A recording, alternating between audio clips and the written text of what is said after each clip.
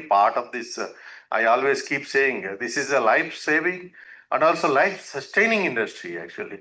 And sometimes we are touching millions of lives with our products. It's not a common thing. No matter how advanced our technologies are, how sophisticated our machines are, and how strict our SOPs are, and at the heart of it all, there is one constant factor. What is that? People. We people. Because all these things can change, but we are there constantly. And whenever people are involved, obviously mistakes. It's after all human. Human is defined with mistakes, unintended, and they may be and can happen. They do happen. They do happen. We never say that it cannot happen. And let's be honest for a while. So we can design the most robust systems. We can really talk. We can automate it. A lot of tasks these days. Every task is automated, and we can tighten compliance frameworks to the maximum. And you all underwent the compliance frameworks how they were 15 years ago or now they are today.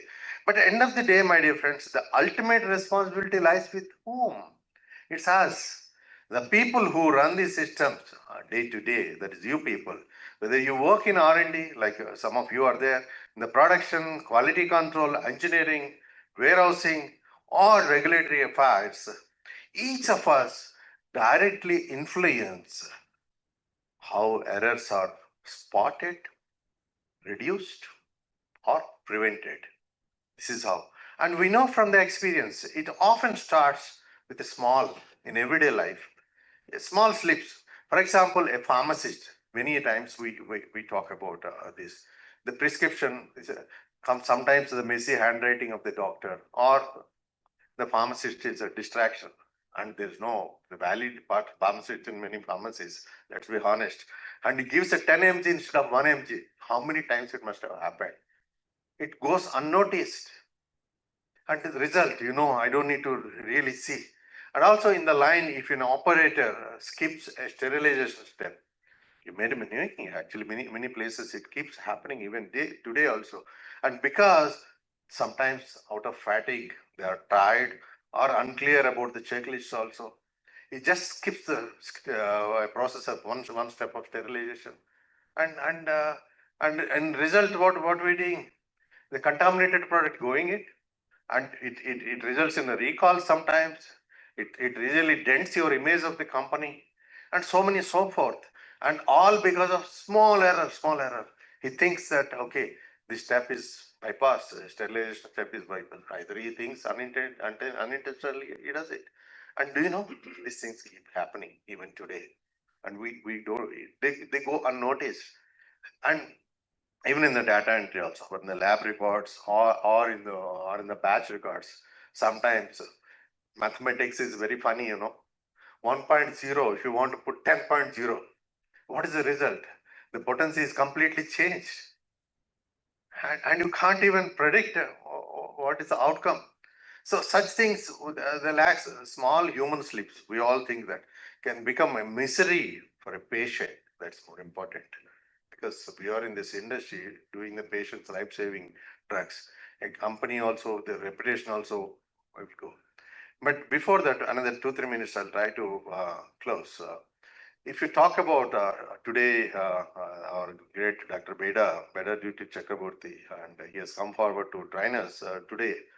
But I give you a global perspective also. Sometimes it helps to look at the other industries also. For example, the nuclear power and aviation whatsoever, their reading of the errors is a little different from our manufacturing industries. For example, in a single error, something like that can have catastrophic consequences also. So they have shown it's not just about the procedures or checklist. In our industries, it's a different way of approaching it. Here, in this kind of industries, it's all about the mindset and culture also. They treat the mistakes not as failures to hide. Many times we keep doing it out of fear or out of pressure. We keep hiding the mistakes. But these industries, they treat them as signals to learn from. What they do, they treat these mistakes as a signals to learn from, and they encourage open reporting. How many of your bosses, how many of you as bosses encourage your people to openly report? How many of you fearlessly bring up to the surface of the mistakes? That one needs to, end of the day, we need to really think about ourselves and retrospect ourselves. The collective learning, and what in result, what they do? They encourage open reporting, the collective learning, and above all, the continuous improvement. So, what about us? మనం చేయాల్సింది ఏంటంటే, in our daily context, we know the common reasons for human error. We all know, not that we do not know. See, usually the fatigue, sometimes the worker does two shifts, or in the late night he must not have slept in the previous night, he started his job. Mostly the fatigue, and many of the times unclear instructions. We think that the instructions are very clear, SOPs are in place, but the guy who has to receive those instructions, he's not clear. How do you know that it is clear to him? How do you emphasize on that? Gaps in training. That in the training also there are a lot of gaps. We all think that we imparted the training, the whole book of training is already imparted, but it matters whether this guy took it in full spirit or not. And the distractions, day to day, we keep talking to other people or some other thing keep happening in your process, such an important process, and you kept distracted. And unrealistic timelines. This, I think, we need to accept it. Many a times we need to think about this. I don't want to dwell too much onto this because you all know, you're all learned people. Whether are we giving unrealistic timelines to our colleagues to finish the task, or it is enough? That we need to really focus on that, and insufficient oversight also. So these are all the things basically day to day we are undergoing it. The solution is just, do you think that the more rules and penalties will solve the purpose? ఎక్కువ rules ఎక్కువ పెట్టేసి penalties చేస్తే బాగా result వస్తుంది అనుకుంటున్నారా? లేదు కదా. Absolutely, it's a big no. So the real solution is designing smarter systems, giving our people the right support, and you have to pat on the back. Okay, you did the mistake, but you realize the mistake. Let's not repeat this mistake. And I'm there with you. I think this is the kind of assertion people need, and giving a people the right kind of support and building to culture where everyone feels responsible. That's important. Each and every person. After all, I'm working in the pharmaceutical industry. This is a life-saving industry. Many people think about us. The post-COVID days, everybody is thinking about us. All the positive things are being flowed. So we need to bask on the laurels of the positive things and keep on doing better and better. So like Dr. Rajiv Raghavanshi, under his leadership, Mr. Narendran, Dr. Vinay, are so many of them. Why we are struggling for the revised schedule and implementing the proper systems? Is it for them? They can just leave it like that. It is not only for the industry, it is for the reputation of the country, reputation of the industry, reputation of the society. We need to take care. So that are some tough questions. That is today is all about not just tickling of a training requirement, but triggering a shift in how we think. So the VEDA will let you know. It's not just for training. At the end of the day, are we having a shift in the way how we think about it? That's more important. It's about asking ourselves some tough but necessary questions. I'll tell you. Are we designing processes that are error proof or error prone? Are our SOPs are clear enough for everyone at every level? Let's question ourselves. And we training our people, as I told you, is it adequate? Are we training them continuously? Or we just gave training, we just forgot, okay, thinking that it's already given enough?